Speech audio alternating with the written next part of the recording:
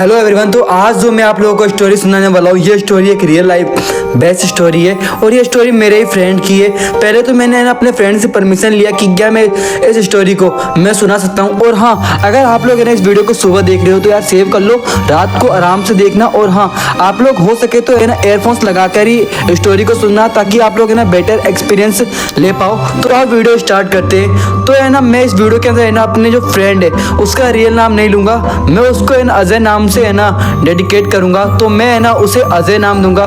तो finally video start करते हैं। 2019 के दिन संडे का दिन था, जून का महीना था और उस वक्त उसके किसी दोस्त का बर्थडे होता है। एक बहुत बड़े आदमी का बेटा होता है। अजय अपने परिवार के साथ उसके बर्थडे में जाता है और उसके परिवार वाले भी उस लड़के को अच्छी तरीके से जानते हैं, जिस कारण से वो लोग मना नहीं करते और वो लोग वहाँ पर जाने के लिए हाँ कर देते हैं। करीब रात के 1:30 बजे वापस आ रहे होते हैं। तो उसकी मॉम बात कर रही होती है कि अगर तुमने मीठा खाया है तो पहले ही पानी पी लो, नहीं तो रास्ते में तुम्हारे साथ कुछ ऐसा होगा जो तुम एक्सपेक्ट नहीं करोगे। मतलब तुम नेगेटिव एनर्जी को अपनी ओर आकर्षित करोगे।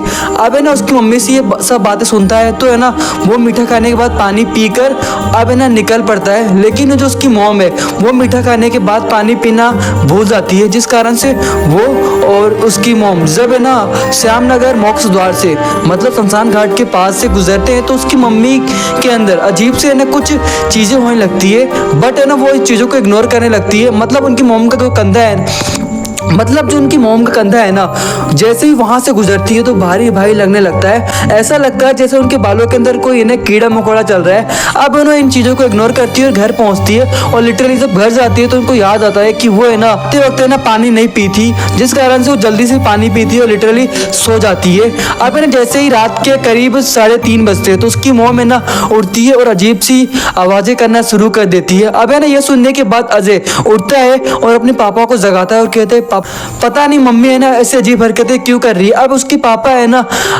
पापा उससे पूछते हैं कि तुम कौन हो। तो उससे कहती है कि मुझसे दूर हो जाओ, मैं तुम्हें नहीं जानती हूँ और हाँ हो सके तो तुम मेरी ज़मीन जो तुमने ले रखी है मुझे वापस कर दो। अब लिटरली वो इस चीज़ को सुन के शॉक हो जाते हैं पूरी तरीके से कि आखिरकार ये किस चीज़ के बारे में बात कर रही है।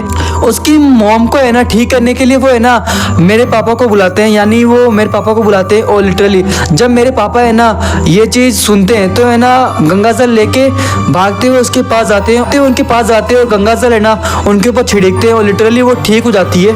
अगले दिन इसके बारे में मेरी मॉम और उनकी मॉम बातें कर रही होती है कि यार पता नहीं रात को क्या हुआ था, मैं अजीब से हरकतें करने लगी थी और पता नहीं मैं कोई जमीन के बारे में बात कर रही थी।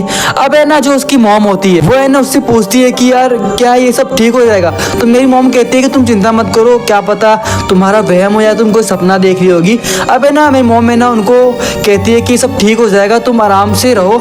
अब मंगलवार की रात होती है, जब वो लोग सो रहे होते हैं तभी फिर से रात के करीब 1:30 बजे उसकी मॉम उठती है और फिर से अजीब सी हरकतें करने लगती है। वो बार बार एक शब्द चिल्ला रही होती है कि मेरी ज़मीन मुझे वापस कर दो, मेरी ज़मीन मुझे वापस कर दो, मेरी ज़मीन मुझे वापस कर दो।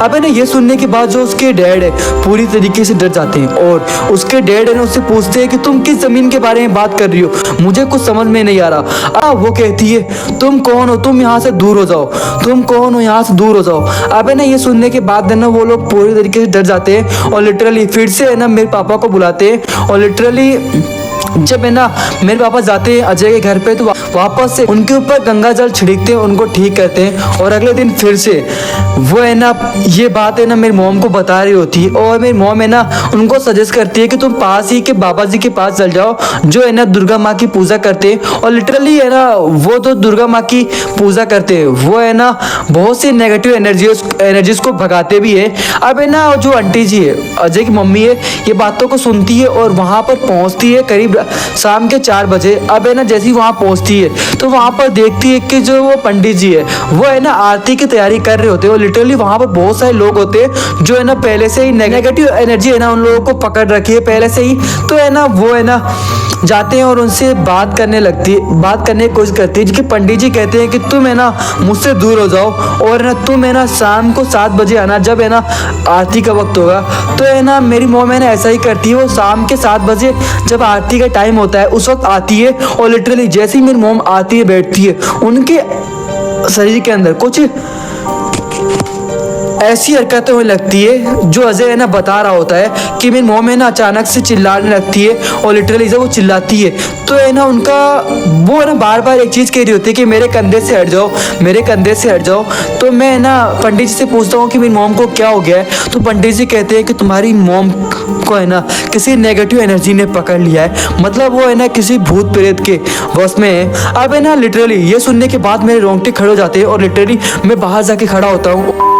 अब है ना अजय इस चीज़ को देखने के बाद बहुत बुरी तरीके से डर जाता है और बाहर जाके रोने लगता है। और पंडित जी है ना बाहर आते हैं उसको कहते हैं कि तुम घबराओ मत, मैं है ना अपनी पूरी कोशिश करूंगा कि तुम्हारी मॉम है ना जल्दी से है ना नेगेटिव एनर्जी से दूर हो जाए। मतलब है ना तुम्हारी मॉम है ना जिस स्थिति में है मैं उनको ठीक कर सकता हूँ। अब है ना शाम को है ना मेरे पापा वापस से पंडित जी के पास आते हैं अपनी जॉब करके और लिटरली जब वो आते हैं तो पूछते हैं कि आखिरकार क्या हुआ है। तो पंडित जी है ना सारी बातें एक्सप्लेन करते हैं मेरे पापा को और वो कहते हैं कि है ना मुझे है ना अगले मंगलवार को आप ही घर पे है ना एक पूजा करनी होगी और लिटरली जब तक है ना आप लोगों को है ना आपकी पत्नी को संभालना होगा, मतलब आपकी पत्नी रोज रात को है ना ऐसी अजीब सी हरकतें करेगी और आपको है ना एक चीज़ को मैनेज करना होगा।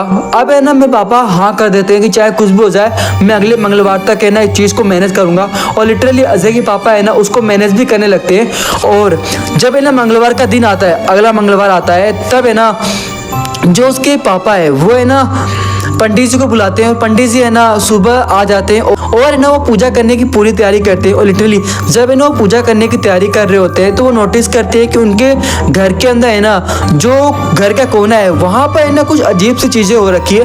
वो है ना कुछ हल्का हल्का सा ब्लैक लग रहा है, मतलब उस एरिया की जो एनर्जी से बाकी घर के कोनों की एनर्जी से अलग है। अब है ना वो उस कोने में जाते हो लिटरली वहाँ पर देखते हैं कि है ना एक चप्पल रखा हुआ है उस कोने के अंदर और चप्पल के ऊपर नीचे से ना हल्का सा ब्लड लगा हुआ है। और लिटरली वो देखते हैं तो घबरा जाते हैं और समझ जाते हैं कि है ना सारी जो चीज़ें हो रही है ये इस चप्पल से ही हो रही है। वो चप्पल को बाहर फेंक डालते हैं और लिटरली जब है ना वो चप्पल को बाहर फेंकते हैं तो उसकी मॉम है ना हल्का सा महसूस करती है और मॉम कहती है कि पता नहीं क्यों मुझे ऐसा लग रहा है कि मेरा शरीर बहुत हल्का हो गया है। अब पंडित जी समझ जाते हैं कि है ना जो चीज़ हो रही थी वो इस चप्पल के वजह से ही हो रही थी।